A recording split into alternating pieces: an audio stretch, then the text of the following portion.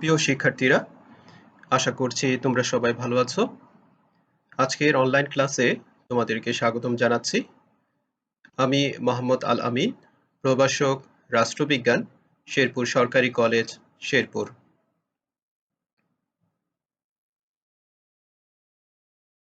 আজকে আমি অনার্স চতুর্থ বর্ষের বাংলাদেশের স্থানীয় সরকার ও পল্লী উন্নয়ন বিষয়ের প্রথম অধ্যায় স্থানীয় সরকার অধ্যয়নের পদ্ধতি থেকে স্থানীয় সরকার অধ্যয়নের পদ্ধতি নিয়ে আলোচনা করব।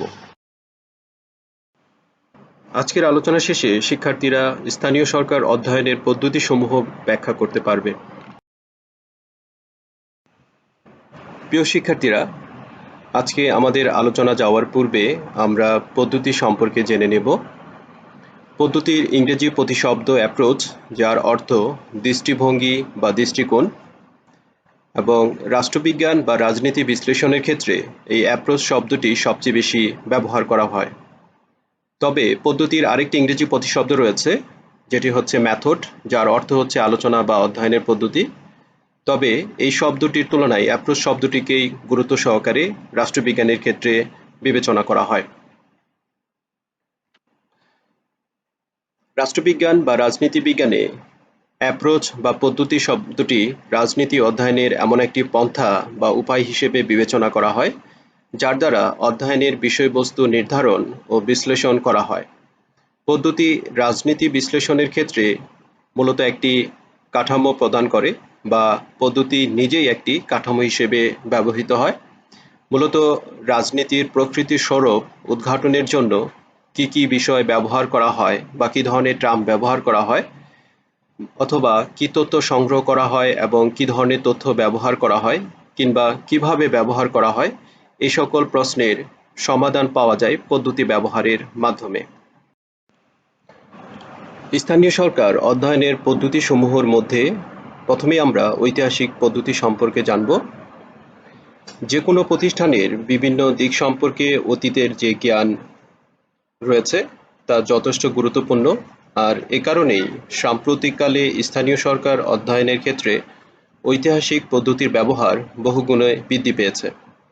ঐতিহাসিক পদ্ধতির মাধ্যমে কোনো প্রতিষ্ঠানের আদি থেকে বর্তমান সময় পর্যন্ত ওই প্রতিষ্ঠানের উৎপত্তি, বৃদ্ধি ও অগ্রগতির ইতিহাস জানা সম্ভব, এবং এর মাধ্যমেই প্রতিষ্ঠানটির বর্তমান বৈশিষ্ট্য বা প্রকৃতি সম্পর্কে উপলব্ধি করা যায়। আর এর মাধ্যমেই মূলত একটি প্রতিষ্ঠানের সম্পর্কে তথ্য অনুসন্ধান ও গবেষণার ক্ষেত্রে সহায়ক ভূমিকা পালন করে থাকে। এক্ষেত্রে আমরা অধ্যাপক এল.ডি. হোয়াইটকে উদাহরণ হিসেবে বলতে পারি, যিনি মার্কিন যুক্তরাষ্ট্রের প্রথম 40 বছরের যুক্তরাষ্ট্রীয় প্রশাসন ব্যবস্থাকে ঐতিহাসিক দৃষ্টিকোণ থেকে বিশ্লেষণের মাধ্যমে অধ্যয়ন করে মার্কিন যুক্তরাষ্ট্রের প্রশাসনের প্রকৃতি ও বৈশিষ্ট্য সম্পর্কে বিস্তারিত ব্যাখ্যা করেছেন। স্থানীয় সরকার অধ্যয়নের পদ্ধতিসমূহের মধ্যে বৈজ্ঞানিক ব্যবস্থাপনা অন্যতম একটি পদ্ধতি। এই পদ্ধতি বৈজ্ঞানিক ব্যবস্থাপনা আন্দোলনের মাধ্যমে সূত্রপাত ঘটেছে, এবং এই ক্ষেত্রে ফ্রেডারিক ডব্লিউ. টেইলরের গবেষণা মূল ভূমিকা রেখেছে। বৈজ্ঞানিক ব্যবস্থাপনা পদ্ধতির মূল লক্ষ্য হচ্ছে স্থানীয় সরকার অধ্যয়নের ক্ষেত্রে প্রশাসনিক সমস্যাসমূহ বিজ্ঞানসম্মত পদ্ধতি ও কলাকৌশল প্রয়োগের মাধ্যমে ব্যাখ্যা করা।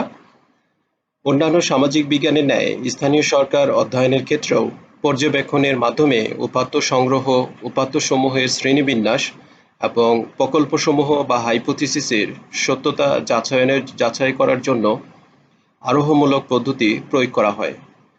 বিজ্ঞানসম্মত উপায়ে ব্যবস্থাপনা কার্যাদি পরিচালনার প্রচেষ্টার ফলে সংগঠন, ব্যবস্থাপনা, প্রতিষ্ঠানের আয় ব্যয় নির্ধারণের ক্ষেত্রে কার্যকর কলাকৌশলের বিকাশ ঘটে, এবং এর মাধ্যমে রাজনীতি হতে প্রশাসনকে পৃথক করা হয় এবং প্রশাসনের ক্ষেত্রে যান্ত্রিক নিয়মকানুনসমূহ কঠোরভাবে প্রয়োগ করা হয়।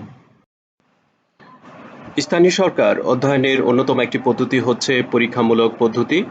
স্থানীয় সরকার অধ্যয়নে পরীক্ষামূলক পদ্ধতির ব্যাপক ব্যবহারের মূল কারণ হচ্ছে প্রতিটি স্থানীয় প্রতিষ্ঠান বা সংস্থাকে এক্ষেত্রে এক একটি পরীক্ষাগার বলে মনে করা হয়, এবং এর মাধ্যমে কোনো প্রতিষ্ঠানের সামাজিক, রাজনৈতিক, অর্থনৈতিক, সাংস্কৃতিক এবং ধর্মীয় সংস্কার আইনের নীতিমালাসমূহ প্রবর্তনের মাধ্যমে নতুন নতুন কলাকৌশল বাস্তবায়নের কাজ গৃহীত হয়।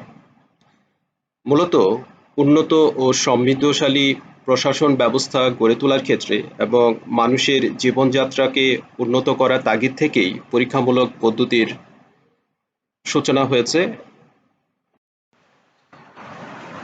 স্থানীয় সরকার অধ্যয়নের ক্ষেত্রে পরবর্তী যে পদ্ধতিটি রয়েছে সেটি হচ্ছে আইনগত পদ্ধতি।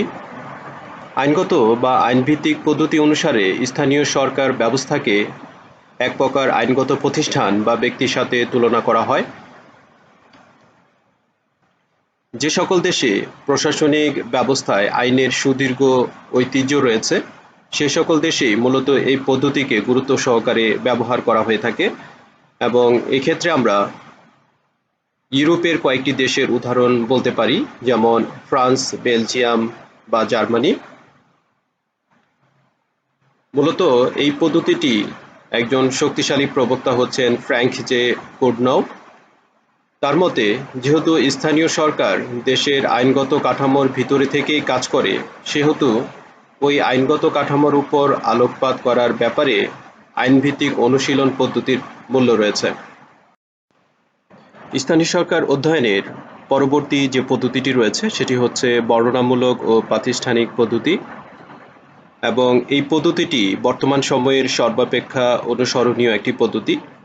এই পদ্ধতির মাধ্যমে প্রশাসকগণের কার্যকে মূলত অরাজনৈতিক বা প্রযুক্তিগত কাজ হিসেবে গণ্য করা হয় এবং এই পদ্ধতি যারা অনুসারী বা যারা সমর্থক তাদের মতে প্রশাসনিক কাজ বলতে শুধুমাত্র নৈতিকতা নিরপেক্ষ উপায়ে রাষ্ট্রীয় কর্তৃপক্ষের ইচ্ছা কার্যকরী করাকেই বোঝায় এবং এর মাধ্যমে তারা স্থানীয় সরকারের মূলনীতিসমূহ উদ্ঘাটন করতে সর্বাত্মকভাবে প্রচেষ্টা চালিয়ে থাকে।